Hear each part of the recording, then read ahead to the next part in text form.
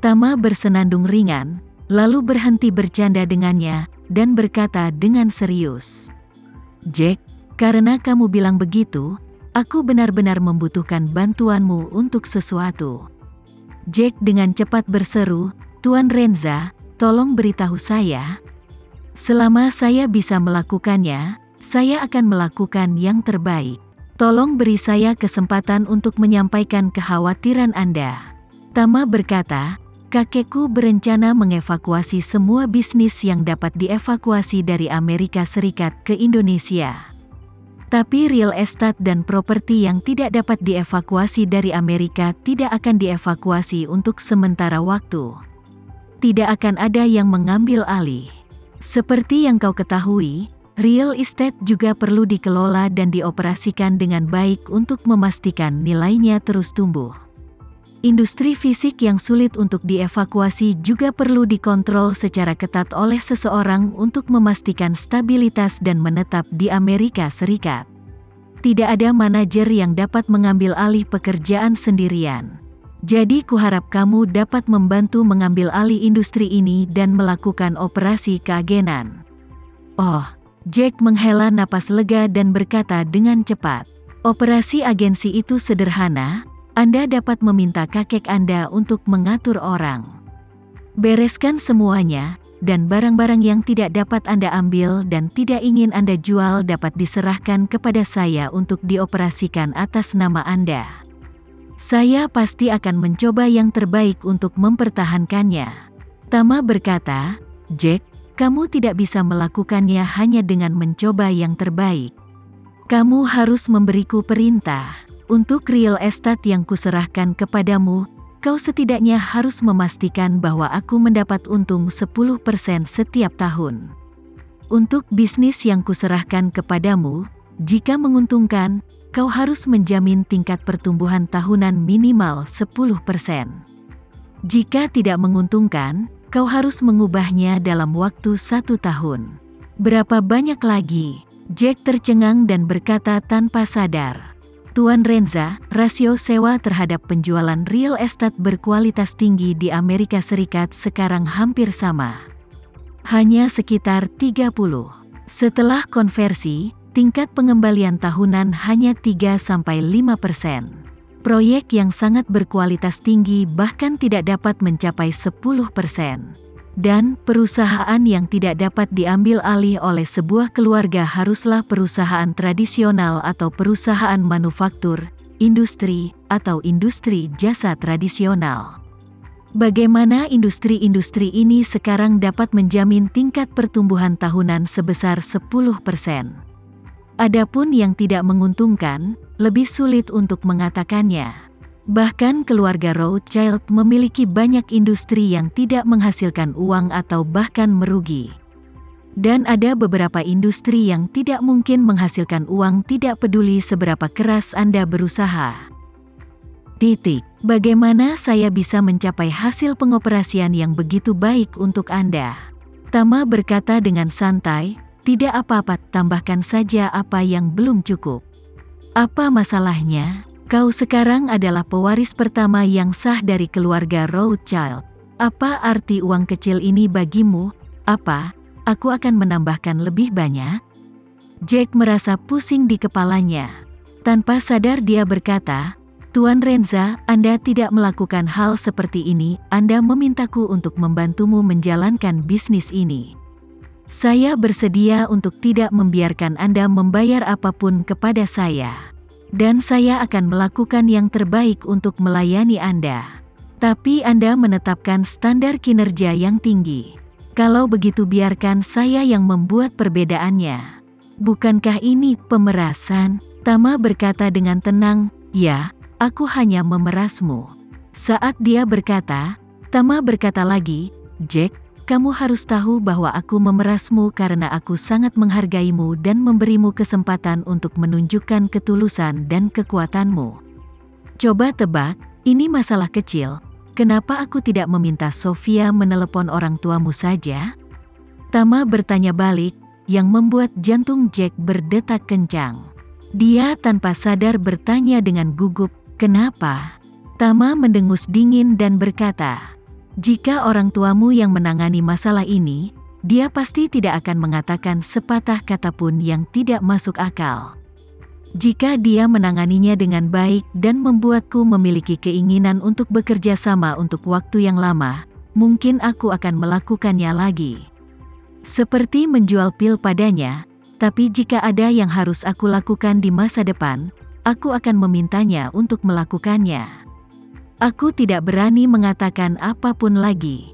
Hal pertama yang bisa kujamin adalah kau pasti akan berada di depannya di masa depan. Jika waktunya tiba, orang tuamu akan memimpin pemakamanmu. Pewaris pertama hanya punya nama yang tersisa."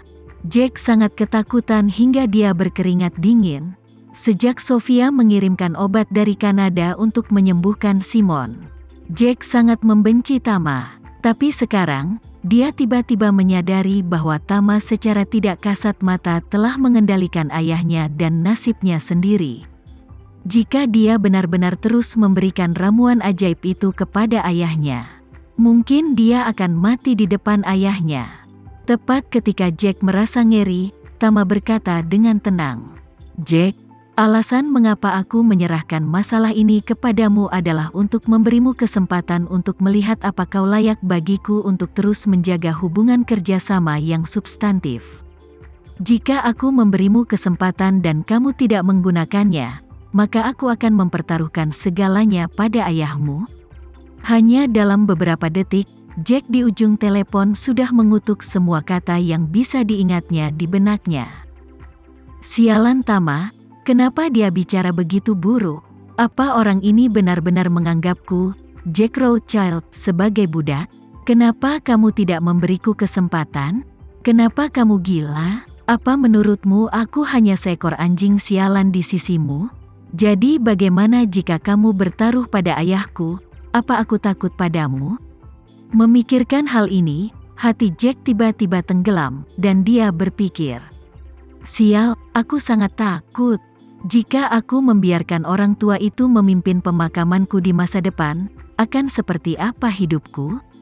Pada saat ini, Jack merasakan jauh di lubuk hatinya. Ada keputusasaan yang belum pernah terjadi sebelumnya di mana-mana.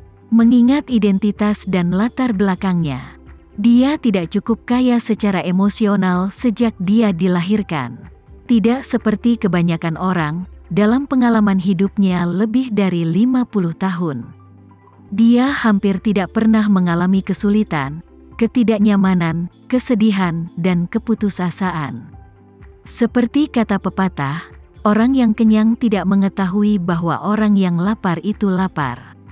Seperti para bangsawan yang menikmati hak malam pertama di Eropa abad pertengahan, mereka tidak akan pernah memahami rasa sakit dan penderitaan seorang bujangan yang bergesekan di tepi tempat tidur di tengah malam.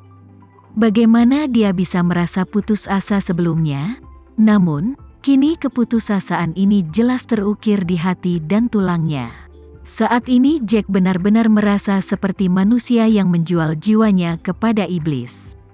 Meskipun dia telah mencapai kesuksesan besar dalam masyarakat manusia, di hadapan iblis, dia bahkan tidak sebaik anjing di samping iblis. Setelah kontrak tahunan habis, iblis dapat mengambil semua miliknya kapan saja. Tapi saat ini, Tama adalah iblis yang tidak bisa dia lawan sama sekali. Bukan berarti kekuatan Tama secara keseluruhan jauh lebih baik daripada keluarga Rothschild.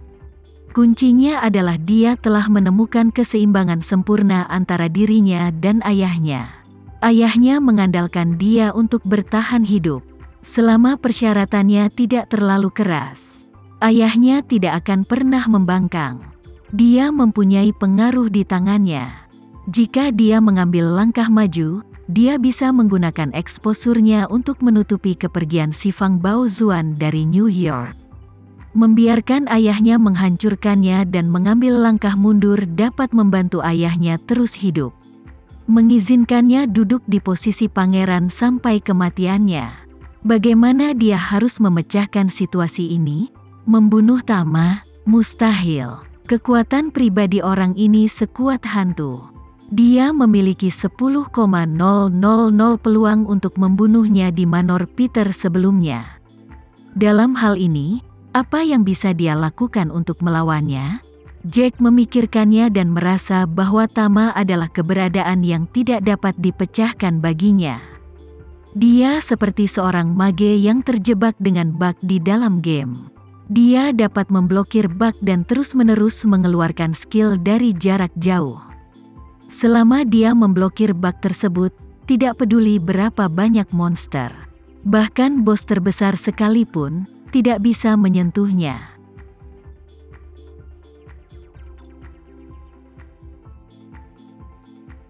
Sekian dulu ya video kali ini, kita lanjutkan lagi videonya di lain waktu. Oh iya, bagaimana menurut kalian? Semoga bisa sedikit menghibur kalian semua. Untuk teman-teman yang baru nonton, jangan lupa subscribe ya, hehehe. Dan kalau teman-teman ada yang ingin gabung langganan, bisa langsung gabung saja untuk dapat fitur yang menarik dan sedikit membantu Mimin. Terima kasih banyak sudah menonton, sampai jumpa lagi, bye.